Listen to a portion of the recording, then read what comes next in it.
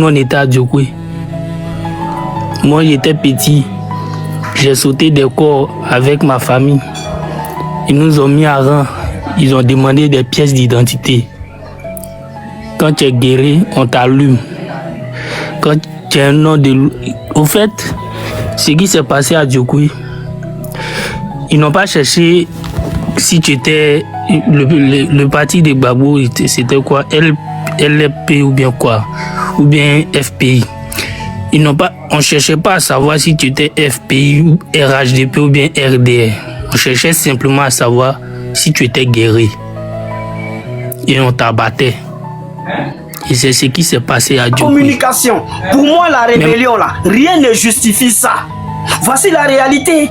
Vous dites des choses, même souvent vous énervez les gens. C'est que moi, je ne défends pas la rébellion. Je condamne la rébellion avec ma dernière énergie. Bonjour les amis et merci beaucoup pour les abonnements. Merci beaucoup pour la participation et merci encore. J'espère que vous allez bien. Les amis de la Côte d'Ivoire et du Niger, surtout les amis de la Côte d'Ivoire, vous êtes là en train d'inciter à la guerre. Et à mes amis du Niger, vous êtes là, vous poussez vos présidents, vos dirigeants à entrer à la guerre contre la Côte d'Ivoire. Est-ce que vous savez réellement ce que c'est la guerre?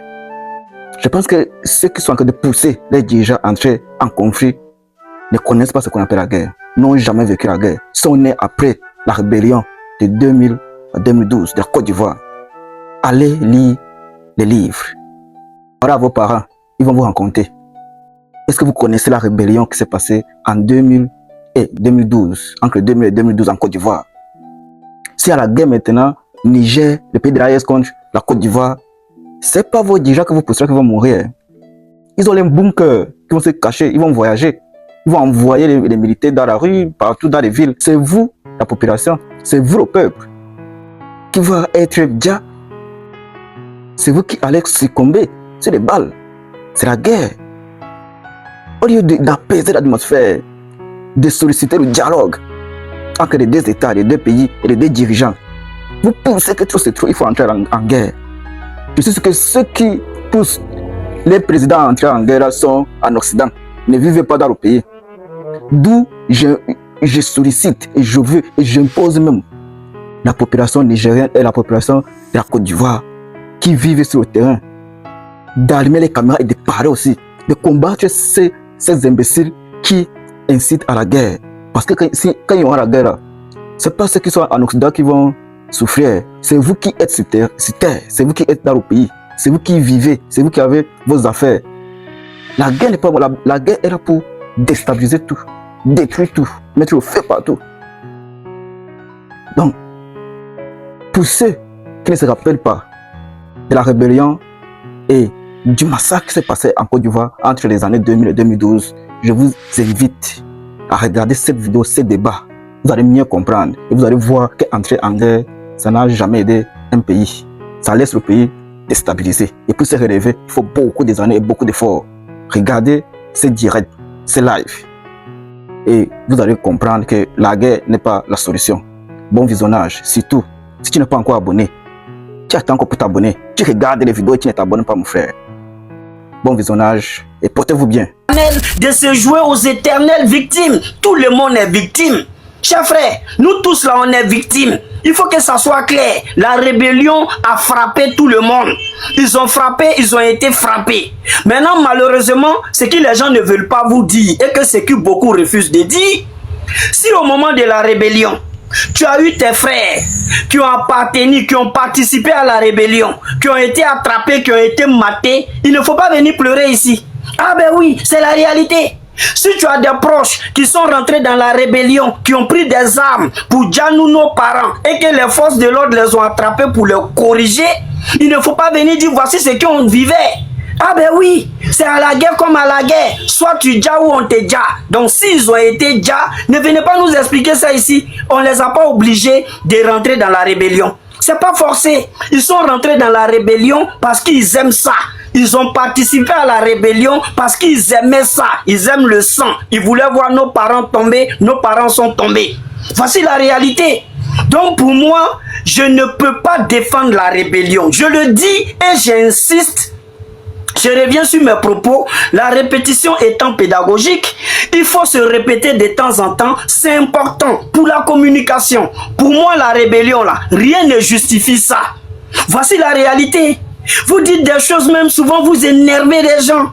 J'ai entendu dire, non, il y a un qui a dit, je ne sais pas si c'est son papa ou si c'est son oncle. Non, je suis allé, on s'est retrouvé dans un cimetière, c'était des militaires, il y avait des tracteurs qui creusaient des tombes, et puis on m'a laissé rentrer, j'ai payé pour mon papa, et puis j'ai enterré. Il faut arrêter. Arrêtez de foutre, faut arrêter de foutre déjà. Le gars, il dit, toi là, est-ce que son tu es problème maudit même? sur son Est-ce que papa, ça va chez toi même? Et puis maintenant, tu es en train Est-ce que ça va chez toi? Toi, tu es un bâtard, hein? C'est tout dans ta tête. Mais tu me Les laisses gens, ça va pourquoi? expliquer quelque chose qu'ils ont vécu. Quand tu dis non, il y a un qui a dit, il y a un qui a dit. Arrête de foutre déjà ici. Toi-même, tu es Sauf bâtard. descendre lui Pourquoi là. tu m'insultes? Attends. Merci, attends. La réussite. Ouvre ton micro. Oui, je suis là. Attends pas. Voilà. En fait, Je avant ta t'entends prise de très parole, voilà. Merci. Avant ta prise de parole, en fait, le but du live, ça a été clair, je pense, pour tout le monde. Tu comprends ce que je veux dire ou pas? Ça a été clair pour tout le monde. Maintenant, il ne s'agit pas de savoir si la rébellion, on l'accepte ou pas. C'est pas ça le sujet. Tu comprends? C'est le vécu des gens. Maintenant, moi, ce que tu viens de faire, ça m'étonne de toi. Tu comprends ce que je veux dire au premier? Parce que, regarde, Ulrich en bas, il est même pas d'accord. On va dire quoi? Lui, il défend l'autre côté. Mais, par humanisme, j'ai vu dans les commentaires qu'il a mis Yakou, mon frère ambassadeur. Tu comprends ce que je veux dire ou pas, à la réussite? Par humanisme. Alors qu'il est dans l'autre camp. Mais quand le frère il a raconté son histoire, par humanisme, son cœur ouvert, son cœur blanc, lui a poussé à lui dire Yakou, mon frère, dans les commentaires. Tu comprends la réussite? La question n'est pas de savoir si on est d'accord ou pas avec la rébellion. Mais c'est le vécu des gens, tu vois. C'est nous, l'objectif, c'est de désarmer le cœur. Mais toi, ce que tu veux de faire, qu'est-ce que toi, tu veux que les gens y pensent de ta prise de parole, la réussite, en tant qu'un homme? Qu'est-ce que tu veux qu'on retienne de ça? Quand la personne explique son expérience, quelque chose qui l'a profondément touché, la réussite, tu prends la parole, tu mets de l'essence sur son cœur. Qu'est-ce que tu veux qu'on retienne de ta prise de parole? Réponds-moi, juste ouvre ton micro, réponds-moi. La prise de parole que tu veux faire là, qu'est-ce que tu veux qu'on retienne de ça? Justement, avant même de te dire ce que je retiens, si mes propos ont heurté sa sensibilité, je m'en excuse. Mon objectif sur le panel, ce n'est pas de frustrer qui que ce soit. Non, c'est pas pour ça que je suis monté. Voilà. J'ai dit juste que... Regarde, devant 145 personnes. Non, mais... Faut descendre, c'est mieux. Il y a passé mon temps à t'insulter ici. Faut descendre.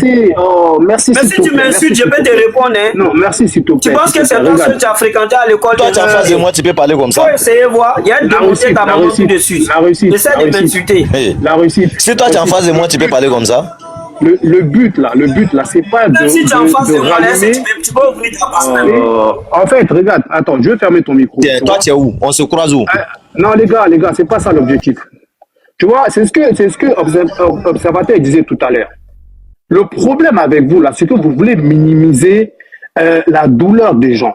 En fait, là, moi, Ulrich, ce qu'il vient de faire, pourtant tout à l'heure, hein, je le dis de se muter, hein, ça m'a touché énormément. C'est l'objectif qu'on veut pour notre Côte d'Ivoire.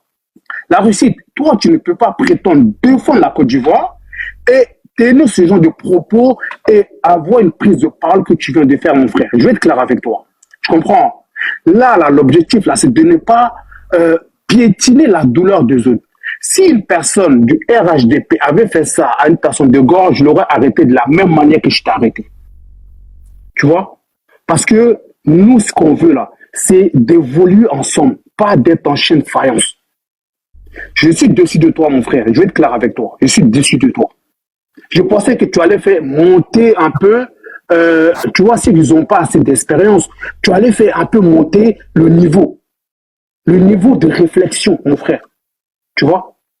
Le frère a parlé, tu sais pourquoi j'ai pas voulu qu'on fasse de motion? Pour éviter que justement, avec l'émotion, on puisse lui marcher sur le cœur. C'est pour ça que moi-même, je dis pas de motion pour lui. Tout simplement. Voilà, juste, je te donne la possibilité de te rattraper, tu vois. En 1 minute, je te donne la possibilité de te rattraper la réussite. Je n'ai pas envie d'avoir une mauvaise opinion de toi, tout simplement. Pour toutes les victimes qui ont eu en Côte d'Ivoire. Parce que là, ce que tu viens de faire, ce n'est pas que par rapport à l'ambassadeur, mais pour tout le monde, en fait. Parce que toi, si tu dis que lui, il pleurniche, bah, les autres aussi, la merci, il va dire, ah, les gens du Djoko, ils pleurnichent. Qu'est-ce qu'on va en tirer de ça? Rien du tout, à part la haine. Je te donne l'occasion, mon frère. Voilà. S'il vous plaît, attendez. Honnêtement, laisse-le partir. C'est moi l'observateur. Laisse-le partir, c'est mieux, parce que ce mec-là, dès qu'il a commencé à parler, tu lui as mis son temps de parole. Déjà, il a commencé à se plaindre. Voilà. Ah ouais, les autres ont parlé, on n'a pas mis un temps de parole pour eux. Moi, on me met un temps de parole. Qui sur le panel a parlé, on lui a pas mis un temps de parole. Voilà. Donc déjà, quand j'ai entendu ça, en fait, j'ai pas voulu écouter la suite, en fait, parce que je comprends que quand ça commence comme ça, les mecs, ils sont de mauvaise foi. Voilà. Les mecs, il a de mauvaise foi. Voilà, les gens ont chuté parce que le temps des paroles il s'est épuisé en fait. Voilà, donc ils ont continué à parler, on les a laissés couler, chuter. Mais lui d'entrée de jeu, il dit ça. Donc quand un mec il commence comme ça déjà, tu t'attends pas à quelque chose en fait. Voilà, c'est pas des qualités. Il n'y a pas de souci. En fait, dans les commentaires moi-même j'ai mis par rapport à l'ambassadeur, je vous ai demandé pardon, tu vois. Je vous ai demandé pardon les gars, laissez-le. Je sais que le temps il est fini, c'est moi qui ai mis le temps. Mais pour le permettre, il a demandé en plus, ça va lui permettre de se désamorcer. Vous voyez, c'est important, c'est ça le but du live. Donc, voilà, observateur, c'est toi qui décides. Est-ce que moi, je t'aurais laissé l'occasion de... Est-ce que t'es un guerrier, mon ami? Parce que moi, je comprends guerrier. On peut parler un peu guerrier entre nous deux, là. On va parler un peu de l'Ouest, si tu veux. T'es guerrier ou pas, mon ami, l'enfant béni? Si tu veux. L'enfant béni. Oui, l'enfant béni est gourou, 100%, de terre, de mer, de sang. Ok. Parce que moi je parle guéré. Oui, 100%. Voilà, moi je parle guéré, j'ai grandi avec les guérés. Voilà, donc on n'avait pas beaucoup de ça. Guéré, moi je prends quelques mots seulement en guéré. Mais je suis gourou, si tu veux qu'on parle gourou. Ah, c'est Ataïo. Il n'y a pas de problème. Bon, moi je parle que guéré, si tu veux on avait parlé de ça. Voilà. Ok, d'accord. Non, moi je suis... Bon, si vous me permettez, en 1 minute, je vais essayer de... On le laisse chuter, vas-y. Voilà. Ok, il n'y a pas de souci. Je te laisse 1 minute pour chuter. Voilà, ok, Ok. Voilà, comme je l'ai dit dans mon introduction, ma présence ici sur ce panel, ce n'est pas de frustrer qui que ce soit. Voilà, je ne suis pas monté pour venir heurter la sensibilité des uns et des autres. Peut-être que par ma manière, ma façon de parler, ça a dû heurter la sensibilité des uns et des autres. Mais c'est pas ça mon objectif. Voilà, c'est pas ça l'objectif. Donc, ce que je voulais retenir, ce que je veux que vous reteniez, de mon intervention, c'est que moi, je ne défends pas la rébellion. Je condamne la rébellion avec ma dernière énergie. Parce que la rébellion a fait du sale chez moi. Donc, si je veux me mettre ici à expliquer tout ce que j'ai vécu, tout ce que ma famille a vécu, ça va encore créer la frustration, la douleur dans le cœur de certaines personnes. Or, pourtant, on a mis ça derrière nous et on vise, c'est-à-dire, on a déjà projeté sur l'avenir. Voilà pourquoi je n'ai pas voulu expliquer comment est-ce que mon frère aîné a été déjà par des rebelles. Voilà pourquoi je n'ai pas voulu expliquer comment ma cousine, sa grossesse n'est pas arrivée à terme parce qu'elle a été opérée par des rebelles. Je n'ai pas voulu rentrer dans ces détails parce que en expliquant tout ça, ça va encore susciter la haine dans le cœur de certains. Voilà pourquoi je n'ai pas voulu rentrer dans tous ces petits détails-là parce que j'estime que c'est derrière nous. Revenir sur cette histoire, c'est de mettre le couteau dans la plaie. Parce qu'il y a des personnes qui cessent même, qui font un effort pour oublier tout ça. Mais si on veut revenir sur tout ce qu'on a vécu, en tout cas vraiment, chers frères, au lieu de penser désamorcer, on va plutôt renforcer un peu le couteau dans la plaie. Parce que chacun de nous est victime, tout le monde a vécu quelque chose. Je souhaite à tout le monde de laisser tomber ce qui est derrière et puis on n'est qu'à vivre notre vie. en toute symbiose, en toute fraternité, en cohésion et en toute bonne intelligence. La rébellion n'est pas une bonne chose. La rébellion, elle est mauvaise. Et tout ça, c'est arrivé parce que... Voilà. Je t'ai laissé ton temps, je t'ai laissé l'occasion, voilà, de te rattraper. Comme je t'ai dit encore, l'objectif, justement, il y a beaucoup de gens qui ont compris la réussite. Voilà, il y a beaucoup de gens qui ont compris, même des gens qui sont du même bord que toi, ils ont compris que en parlant, on arrive à créer de la sensibilité et de l'empathie entre nous-mêmes. Tu comprends ce que je veux dire ou pas? C'était l'objectif. Voilà. Merci à toi. Ambassadeur, je tiens encore à présenter mes excuses. Voilà. Pour ce... Je sais même pas comment nommer la chose, tu vois. Voilà. C'est mes excuses perso à ton endroit par rapport à ce qui a été dit. La réussite. Merci pour ta participation. Je vais prendre la parole maintenant.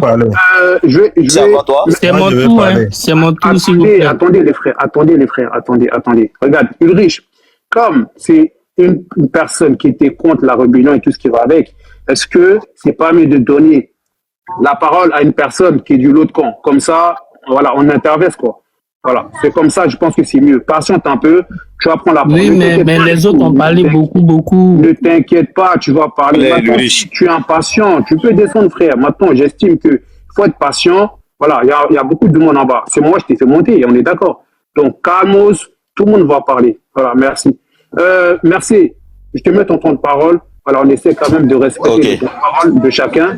Et puis, on avance, quoi. Il y a des gens aussi en bas. Il y a Mustapha qui est monté. Il y a Chilofa. Salut à vous tous. Soumarou.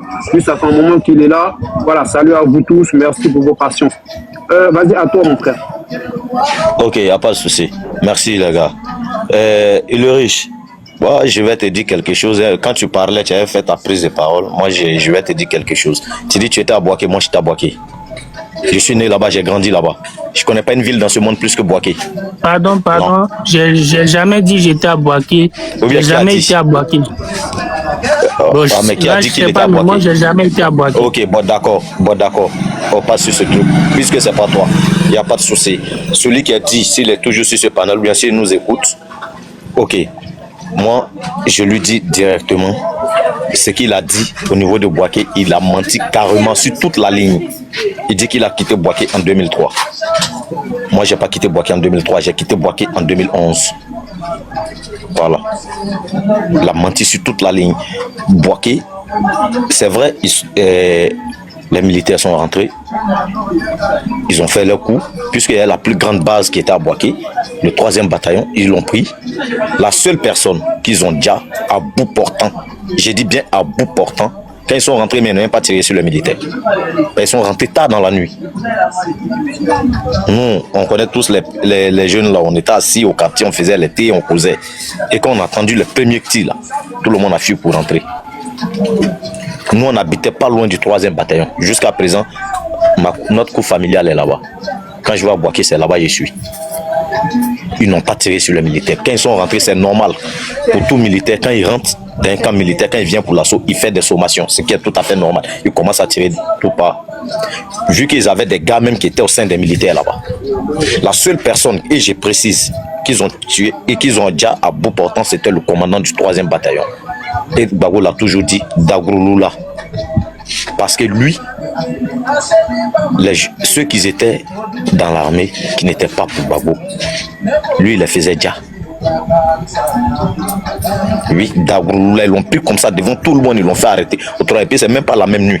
Ils ont fait sortir tous les militaires, puis ils ont déjà pris le camp. En plein midi comme ça, même la nuit du 19 au 20. Ils ont dit on n'a pas de problème avec vous. Mais lui seulement il ne va pas vivre. Ils l'ont abattu devant tout le monde. Il passait. Lui-même il avait pris l'argent, même il voulait fuir avec. Ils ont pris l'argent là avec lui. Quand il a attendu le coup de feu, ils ont pris l'argent là avec lui. Et ils ont dit aux militaires, les gars, voici la cause pour laquelle nous sommes là. Ils ont été clairs. Nous on fréquentait à l'école primaire, EPP, camp militaire. Nous on fréquentait là-bas, on partait à l'école là-bas. Donc ils ont dit directement, voici la cause pour laquelle nous sommes là. Maintenant, ceux qui veulent nous suivre, qu'ils nous suivent. Maintenant, si tu ne veux pas nous suivre, démêle-toi, reste chez toi carrément. Moi j'ai un chef, qui est ici, on est dans le même... Je ne savais même pas qu'il était là-bas. Il est mon chef au bureau ici, il m'a dit ça. Mais lui, il ne les a pas suivis. Lui, il ne les a pas suivis. Ils ont dit, si tu n'es pas avec nous, reste chez toi, ou soit il faut chercher à sortir pour partir. Il ne faut pas donner notre position. Ce salaud, il a fui. Il ne faut pas donner nous notre position. Moi, mon chef actuel, cette année même, il est parti à la retraite, janvier 2026. Il m'a témoigné ça, il m'a dit effectivement ce que tu es en train de dire, mon petit, c'est la vérité. Nous, on nous a arrêtés comme ça, ils nous ont dit. Par contre, parmi nous, il y a d'autres qui les ont suivis. Il y a d'autres qui ne les ont pas suivis. Il dit, moi, comme ça, je ne les ai pas suivis, je suis venu à Abidjan. Mais ceux qui sont restés, puis on les a dit, je vais t'expliquer pour que tout le monde comprenne. Parce que ils sont là-bas, ils ne sont pas avec les gars, ils sont en train de donner la position des gars. Donc voilà pourquoi je ne vais pas te laisser donner ma position. Quand il te détecte net, il te prend. Sinon, il est riche. Pour vous éclaircir un peu, la rébellion, la plupart même étaient des gars. Jusqu'à présent, ils sont là, les chefs même. La plupart étaient des gars. Jusqu'à présent, ils sont là. Il y a un seul que j'ai, à ma connaissance, qui est décédé par accident. Il y a un qui est tombé au champ d'honneur, au combat. Mais le reste, ils sont là, je les connais. On se connaît, c'était des gars, c'était des pères fondateurs de cette rébellion. Ils sont là. Donc ne voyez pas que c'est le nom qui est envoyé. Ils savent pourquoi ils sont venus avec. Comme j'ai pas assez de temps, sinon lors de ma première prise de parole, je l'ai décortiqué comment c'est venu. Comment est-ce que c'est venu? Ne mettez pas sur les gens. Cette rébellion n'était pas dirigée contre Gbagbo, c'est lui qui l'a envoyé contre lui. C'était contre Gueye. Et vu que Gueye n'était plus au pouvoir, les gars n'ont pas voulu attaquer. Personne, le jour est arrivé, ils n'ont pas voulu attaquer. Ils ont envoyé des émissaires pour venir négocier leur venue, pour qu'ils puissent venir reprendre leur travail. Leur travail. Chose que le président d'alors, à son temps, a refusé. Il l'a refusé carrément. Il l'a refusé carrément. Il dit qu'il ne veut pas les voir. Et chose même que le ministre de l'Intérieur, à son temps, qui était M. Bogadoudou, s'est rendu au Burkina, aller parler avec eux. Et c'est ce qui a été la cause de son djali. Pourquoi il allait causer avec eux? Donc, quand le jour J est arrivé net, les gars ont frappé. On profite en même temps de finir avec lui.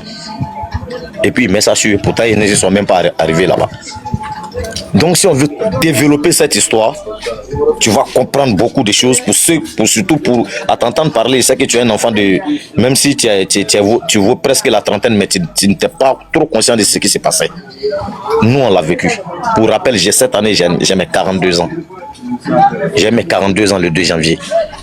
Donc j'étais très conscient. Je savais ce qui s'est passé. Et j'étais au contact, au coude à coude avec les gens.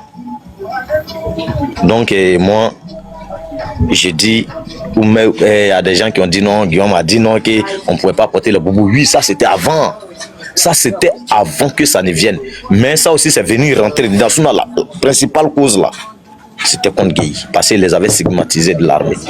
Ils ont fui, ils sont allés se préparer pour venir l'attaquer. Sinon, ça, c'est les détails qui sont venus après. Où Guillaume a dit ça. Guillaume, même si on veut rentrer dans son discours, dans son truc même là, dans ses plumes même là, lui-même, il était l'infiltré de Gbagbo au sein de la rébellion. Chose que vous ne savez pas, mais je ne vais pas en parler. Je me mute là. D'accord, je peux avoir mon temps de parole maintenant. Oui, c'est à toi, Idriss, c'est à toi. D'accord. Merci beaucoup, merci à tout le monde. Bon, dans un premier temps, d'abord, j'aimerais présenter mes condoléances à tous ceux qui ont perdu des proches pendant cette crise qu'a vécu le pays. Ambassadeur, et il y a l'autre qui est descendu là. À tous ceux qui ont perdu des proches, je vous présente mes excuses et puis mes condoléances. D'accord. Maintenant, ce que j'aimerais savoir, la rébellion, c'était pourquoi? Et tout ce qui s'est passé, Avant, il n'y avait pas ça entre nous les Ivoiriens. Tout ce qui est arrivé fait suite à des manipulations politiques, politiciennes. Pourtant, vous-même, regardez bien. Quand on sort de la sphère politique et qu'on se croise dans les rues entre nous, qu'est-ce qui se passe? Comment on est entre nous quand il n'y a pas d'histoire de politique entre nous? Où on veut aller là? Où tous les guéguerres que nous sommes en train de faire là, et de gore, de RHDP, de tout ça, ce sont des distractions inutiles. Parce que le vrai problème, c'est quand est-ce que nous allons nous unir. C'est ça le vrai problème. J'ai entendu des gens, tout le monde expliquer ici ce qu'ils ont vécu. Nous aussi, on a vécu des choses. Peut-être même des choses plus atroces. Nous, on était à Djokwe. Moi, j'étais petit. J'ai sauté des corps avec ma famille. Ils nous ont mis à rang. Ils ont demandé des pièces d'identité. Quand tu es guéri, on t'allume. Quand tu as un nom de... Au fait, ce qui s'est passé à Djokwe, ils n'ont pas cherché si tu étais... Le parti de Gbagbo, c'était quoi? LFP ou bien quoi? Ou bien FPI. On cherchait pas à savoir si tu étais FPI ou RHDP ou bien RDR. On cherchait simplement à savoir si tu étais guéri. Et on t'abattait. Et c'est ce qui s'est passé à Djokwe. Même après la crise, je vous dis, on peut dire c'est où ils ont mis les gens en rang et puis on vous tuait, c'était pendant la crise, c'était ou bien parce que vous avez répliqué ou bien vous avez fait barrage à la rébellion. Mais après la crise, après la guerre, il y a eu des massacres encore. Un massacre très bien organisé, mais que peut-être vous ne savez pas et que personne n'en parle. C'était un vendredi. Ce jour-là, nous, on venait sur Abidjan, moi et ma grand-mère. C'était un vendredi, après la prière.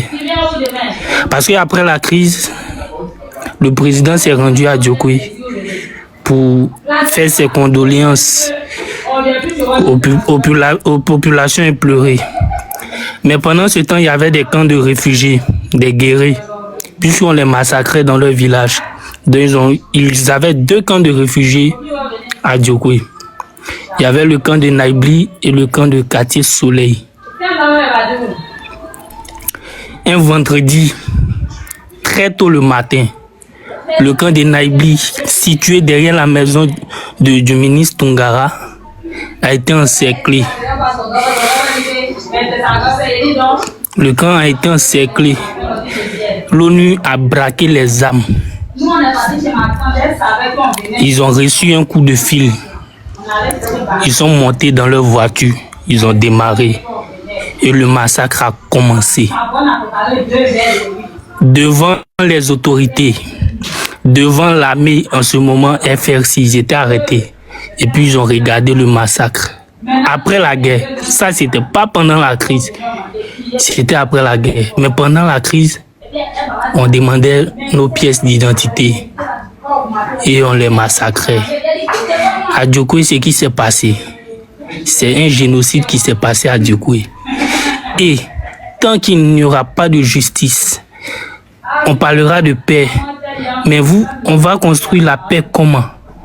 Si on ne juge pas ceux qui ont commis ces actes, si on ne juge pas ceux qui ont tué le père de l'ambassadeur, si on ne juge pas ceux qui ont tué telle personne, si on ne juge pas et on ne situe pas les responsabilités de tout le monde, quel que soit le camp, si on ne juge pas et qu'il n'y a pas de justice, tout ce débat que nous sommes en train de faire actuellement est folklorique et n'aura pas de répercussions. Parce que c'est que nous, si notre génération, si en ce moment on n'a pas, comment on appelle ça, arrangé tout ce qui s'est passé depuis 2000 jusqu'à maintenant, si on n'a pas jugé tous ces massacres qu'il y a eu, on est en train de préparer encore une guerre plus grande plus grande que ce qu'on a vécu. On est en train de préparer même, comment on appelle ça, le Rwanda bis. Faisons très très attention. Et quand on voit des gens en train de justifier telle ou telle chose, on oublie que ces personnes qui sont mortes là, ce sont des hommes. Ce sont des êtres humains comme nous aussi. Ils avaient des familles, ils avaient des gens qui les aimaient. Faisons très attention, chers Ivoiriens. Parce que là où nous allons, si on ne règle pas ce qui s'est passé, parce que on veut aller de l'avant, mais si on veut aller de l'avant, il faudrait qu'on puisse régler le passé. Mais situer les responsabilités de chacun pour que demain on puisse enseigner la vérité à nos enfants, pas le mensonge. Parce que si chacun reste dans son coin en train d'expliquer à son enfant comment, voici ceux-là, ce qu'ils ont fait, on les appelle les gars. Voici ceux-là, ce qu'ils ont fait, on les appelle les RDR. On est en train de préparer un génocide. Parce que si on met, par exemple, on dit quand quelqu'un veut abattre son chien, il le traite de galeux. Est-ce que vous voyez? Donc quand on prend un groupe de personnes et puis on met un nom sur eux, les gars, et les RDR, les ados-moutons, les chiens, on est en train de préparer nos esprits à un génocide. Je vois des gens en train de demander mon âge. Je ne vais pas dire mon âge, mais c'est peut-être que tous ceux qui sont ici sont plus âgés que moi. Mais si vous êtes âgé, il faudrait que vous puissiez vous asseoir pour réfléchir à la Côte d'Ivoire de demain. Je vois des gens qui disent que c'est les gars qui ont commencé. Vous montrez votre niveau. Au fait, votre niveau, même si vous avez l'âge avancé, mais vous n'êtes pas intelligent. Est-ce que vous savez comment ça s'est passé au Rwanda? Est-ce qu'on veut vivre ça en Côte d'Ivoire? Arrêtons. Et puis, cherchons. Par exemple, nous tous même qui avons vécu ces choses-là, on devait mettre les mains ensemble pour réclamer justice pour tout ce qui s'est passé. Que celui qui est mort, s'il est RDR, celui qui est mort, s'il est FPI, nous tous on devait mettre la main ensemble pour réclamer justice. Mais on le fait pas. On réclame justice de manière partielle pour dire que ouais, jugez lui là. Ouais, nous tous, on devait se mettre ensemble pour réclamer justice pour tout ce qui s'est passé. Mais je vois que il y a une justice sélective. Ou bien il y a une conscience sélective. On choisit. Mais nous ne devons pas choisir. Parce que en choisissant ou bien en faisant de l'injustice, nous sommes en train de préparer une très grande guerre qui sera très dévastatrice pour la Côte d'Ivoire. Vous voyez tout, aujourd'hui tout est rose, il y a goudron, il y a lumière dans le goudron. Mais vous ne voyez pas dans le cœur des Ivoiriens. Cherchons à nous réunir. Parce que si on est ensemble, si on est fort, je vous jure, peut-être même que la Côte d'Ivoire peut dépasser les États-Unis d'Amérique. Vous ne connaissez pas le potentiel des Ivoiriens. Vous ne connaissez pas le potentiel des Africains. Si nous sommes réunis, on peut aller plus loin. Je pense que j'ai assez parlé. S'il y a des motions, je pourrais vous répondre. Merci. Ouais. Qui a des motions pour lui? Franchement, moi j'ai une motion, mais je suis à 22%. Ça veut dire que bientôt je vais descendre alors que je n'ai même pas parlé là. Je sais pas. Ah, d'accord. Ok. Ulrich, merci pour ton message. Voilà, moi je vais parler un peu. Oui, tu vas parler, mon frère. Ne t'inquiète pas, vous allez tous parler. Le Félix, c'est moi qui t'ai fait monter. Si tu veux, va recharger ton téléphone. Après, tu envoies ta demande. Il n'y a pas de souci, tu vois. Merci pour ton message. D'accord, ok. Donc à tout à l'heure là. Il n'y a pas de souci. Quand tu reviens, mais d'abord, avant, je voulais lui faire une motion à Ulrich avant de descendre. Ouais, vas-y, pas de souci, vas-y. Ok, en fait, j'apprécie son analyse et puis le ton qu'il a utilisé tout récemment. Dans ma motion, c'est que est-ce qu'on peut, parce que tous ces faits là ont été amnistiés en fait par le président Laurent Gbagbo déjà, parce que quand il parle de juger, qu'il n'y a pas de partialité et tout ça, moi, je sais pas quoi dire, puisque tous ces rebelles-là, voilà, tous ceux qui ont participé à cette crise, d'une manière ou d'une autre, ont été amnistiés. Bon, je sais pas comment, il faut encore les juger, quoi, en fait. C'est ma motion pour lui. D'accord. Ils ont été amnistiés pour quel fait? Ou bien pour quelle période, à quelle période? Parce que la crise a commencé a continué jusqu'à l'éviction du président Laurent Gbagbo. Donc, de quel fait ils ont été amnistiés? Et si l'amnistie couvrait telle période et le reste des périodes là, moi je dis pas seulement les rebelles seulement, je dis tout le monde. Parce que tout ce qui s'est passé, il y a eu des magouilles politiciennes, des jeux politiques, tout ça là. Moi, ce que je veux aujourd'hui, c'est que nous, Ivoiriens, on commence à se battre pour qu'il y ait justice pour toutes les personnes. Que cette personne soit du RDR, que cette personne soit du FPI, que cette personne n'ait pas de parti politique. Des personnes que le sang a été versé injustement, ces personnes-là ont besoin de justice pour que la Côte d'Ivoire avance. Mais si on fait une justice sélective, on est en train de préparer une crise plus grande. Donc ceux qui ont été amnistiés, c'était des rebelles, ils ont été amnistiés pour quelle période? Si après cette période, est-ce qu'ils n'ont pas commis des actes? Il y a ça aussi, parce que je ne pense pas que à partir de 2010 ou bien 2011, le président Laurent Gbagbo n'était plus président, donc il n'a pas pu amnistier ce qui s'est passé, comment on appelle ça, en 2010 après les élections, la crise là. Ok, je pense que je comprends. Je dis, ton amnistie, en fait, tu veux parler d'après la crise, tu parles de l'après la crise post-électorale. L'amnistie? Oui, là, je te comprends, effectivement. Il n'y a pas encore eu de jugement sur quoi que ce soit, à part ceux qui sont partis à la CPI. Là, je suis parfaitement d'accord avec toi. Mais bon, là encore, on ne sait pas. On ne sait pas pourquoi.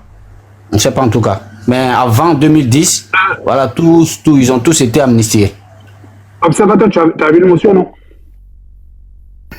Ouais, je disais que ce qu'il avait dit, Ulrich, en fait, il a dit beaucoup de choses. Et moi, tout ce qui concerne l'ouest de la Côte d'Ivoire, moi j'ai grandi avec les Guéris, c'est ce que je disais tout à l'heure à celui qui est parti.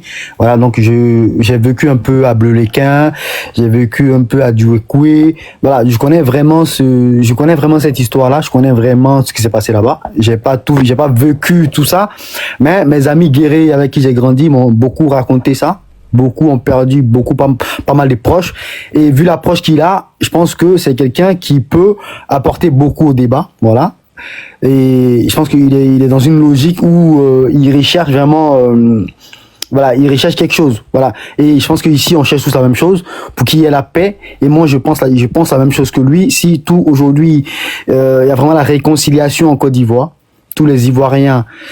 si tous les Ivoiriens se pardonnent, je pense qu'on peut faire beaucoup de choses. Voilà, c'est pas facile de pardonner, et je pense qu'on va faire régulièrement des panels comme celui-ci. On va donner la possibilité aux gens de s'exprimer, de nous dire ce qu'ils ont vécu, pour qu'on puisse aussi essayer parce que le fait de parler aussi, ça libère quelque part.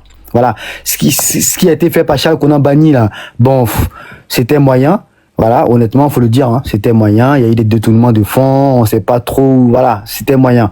Si entre nous, on peut faire des panels comme ça, donc permettre aux Ivoiriens de monter, nous dire ce qu'ils ont vécu et ce qu'ils reprochent à certaines personnes, pour qu'on puisse passer l'éponge et avancer, aller de l'avant. Je pense que ça nous fera vraiment du bien à tout le monde. Voilà, pour qu'on évite cette histoire de Djoula, de Gbo, tout ça. Même Gbo, déjà, je connaissais même pas. Moi, il n'y a pas si longtemps, c'est sur TikTok que j'ai compris qu'aujourd'hui, il y avait un groupe en Côte d'Ivoire qu'on appelait les Gbo. Voilà, je ne savais pas ça en fait. Moi, je connaissais Goussoumani, mais Gbo, je connaissais pas. Voilà. Donc, Ulrich, ce que tu dis, c'est intéressant. Et j'espère que beaucoup d'Ivoiriens aujourd'hui vont ouvrir leur cœur et parler, se vider. Voilà, c'est un peu on est comme des psys en fait. On écoute et on permet aux gens de s'exprimer. C'est le travail du psychologue en fait. Voilà. Et nous, on faut qu'on fasse ce travail-là. Ça prendra beaucoup de temps parce que tout le monde n'a pas TikTok et tout le monde ne connaît pas ce compte-là. Donc l'idée aussi, c'est de partager et permettre à beaucoup de gens de venir s'expliquer et nous dire ce qui va pas, ce qu'ils ont vécu, ce qu'ils ont traversé, pour qu'on puisse aussi, entre nous déjà demander pardon et essayer de voir comment est-ce qu'on peut petit à petit récolter tout ça et essayer d'en faire quelque chose aussi. Voilà. Parce que là, c'est un tout petit panel, mais on peut faire quelque chose de grand. Et même, pourquoi pas remplacer ce que Charles Bleu Goudé, Charles Konan Bani avait commencé. Voilà. Pour que chaque Ivoirien puisse pardonner son frère. Voilà. Parce qu'il y a eu beaucoup de choses. Et si aujourd'hui, on doit chercher qui a fait quoi et essayer de désigner les coupables, je pense qu'on finira pas. Parce que c'est très compliqué. Voilà. C'est très compliqué. On veut pas de Rwanda dans notre pays. Voilà. C'était mon message. Moi, je vais parler. Oui, d'abord, je voulais prendre une motion, s'il vous plaît. Calmez-vous. Observateur, c'est pas Gbor, hein. Je crois que c'est Gbor. Non, c'est une option. Je viens, c'est juste manière de ça parler. seulement. Si je dis ça seulement, c'est le Gbor, c'est-à-dire Gbagbo ou rien. Ouais, moi je connaissais pas ces trucs-là en fait. Moi c'est Voilà, je t'informe quoi, ce n'est pas. Je vais t'envoyer en PV, observateur, je vais te l'envoyer en PV.